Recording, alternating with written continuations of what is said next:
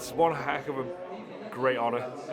It's probably the biggest thing I've ever done in my life, and it means a heck of a lot to me. It, yeah, it's the pinnacle really for any person, any player, anybody representing the country, and it means the world to me to be doing it. I've got a great unit of players with me, people that I consider friends, and also management who I consider friends. We're almost like family, and to be the guy there with them, it means everything to me, and being their captain.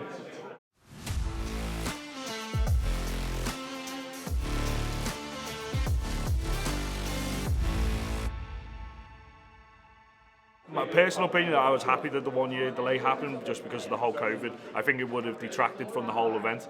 It would have made things like what we're doing here today a heck of a lot harder, and not as much fun then. So it's built me up for anticipation and excitement for the whole event going forward. And it's a bit surreal that it's here now. A lot of people have been asking me how you feeling in the last 6 to 8 weeks, and I've been a bit uneasy answering because I don't know how to feel about everything going forward. But after today, I feel actually quite excited in myself again, and I'm ready for the whole thing going forward.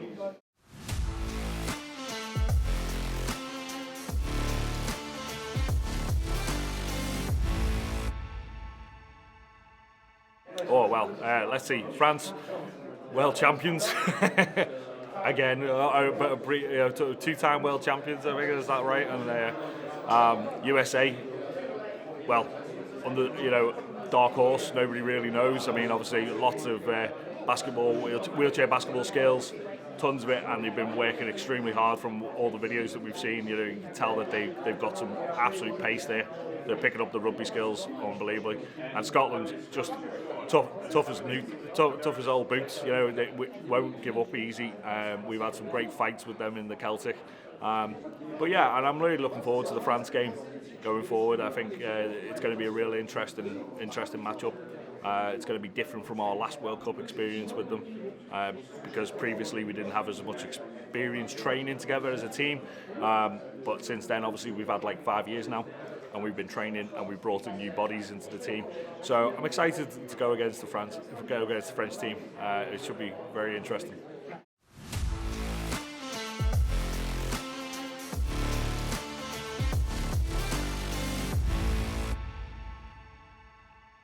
There's a couple of people that could easily be. I wouldn't like to single any one person out because I think we've got such depth that they're going to be a lot of surprise players who are going to step up, and have some interesting input into the games. And I think we'll catch a few people's audience's eyes and hopefully be a few fan favourites after it.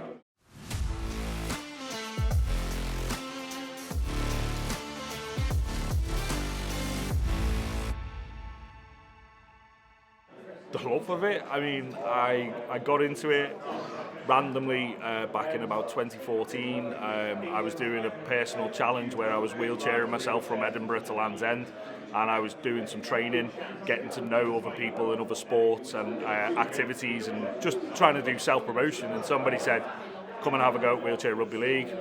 I asked them about it, saying, isn't that the Paralympic one? And they said, no, it's the oval ball game. We'll play Rugby League. And I was like, okay, let's go and have a go. I got wiped on my chair in the first tackle, and I flew out of it, and I stood up, and I was laughing my backside off. I couldn't stop, and I just thought, you know what, I'm hooked on this. And I love how the game helps people like me, but also people like myself who've got hidden disabilities, but it also helps other people who just want to find somewhere to feel comfortable, and maybe they don't feel like they can partake in other sports, traditional sports, maybe mainstream sports. And this is a mainstream sport, but with a difference, and it's getting bigger, and people feel comfortable with it because it is a laugh, and they have great time, whether it's they want to just take part in it just for the fun of it and to get to know people and to feel a part of something which they don't normally get, or if it's they want to compete and they want to be the best. And either way, it's a great sport for that.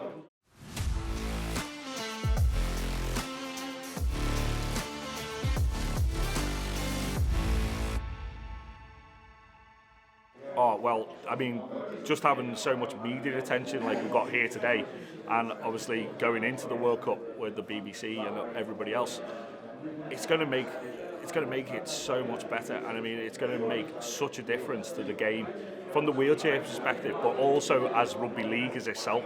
It's going to project the game. I think it can only enhance the men's game. It's going to accelerate the women's game, and I think, well, the wheelchair game's just going to go to the stratosphere. I just think it's absolutely going to catch the eyes of so many people, and it's going to make such a difference going forward to grabbing the attention of young people, but also older people who maybe used to play running rugby and maybe don't quite fancy doing PDRL, for example, because of the limitations, and they want, I like the idea of this crashing into each other in a wheelchair. Let's have a go. Why not? And I think that's what's going to inspire people. People are going to see it. We very rarely get hurt. The noises that you hear are just the wheelchairs. Yes, maybe some of us do get a bit banged around, but that's because we're going fully intense. But as a social sport, it's a great thing, and I think it's going to inspire a lot more people to take it up, and I hope it does. I really, really do. All I can say to anybody is give it a try. You haven't failed if you give it a try.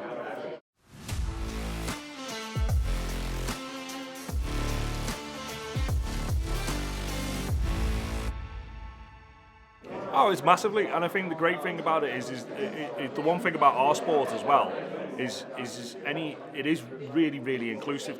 Our game. I mean, obviously there is limitations like anything, but we try to make it as inclusive as possible. Like it is very gender open. Like we have all sorts of genders playing. We have all sorts of disabilities. Like I say, I have epilepsy. I'm a hidden disability.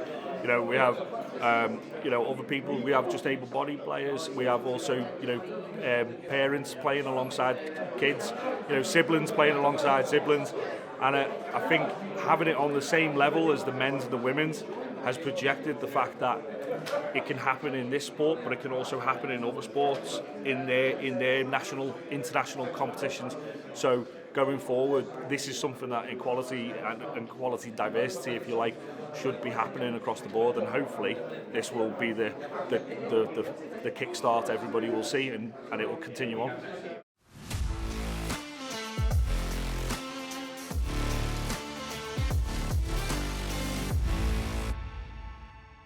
Probably Steve Halsey, because he just absolutely wiped me the heck out of my chair, because he just bulldozing me out of the way. But then I suppose Martin Lane or Scotty Trigg Turner will be another one, because they just beat me with speed around the outside. Well, then again, Mark Williams probably would as well, and Mark Williams is older than me, so that is definitely an interesting one. I think our team is very ferocious, and I like our team going forward. But so yeah, maybe if I don't fancy playing any of my team, maybe that's a good standing going forward.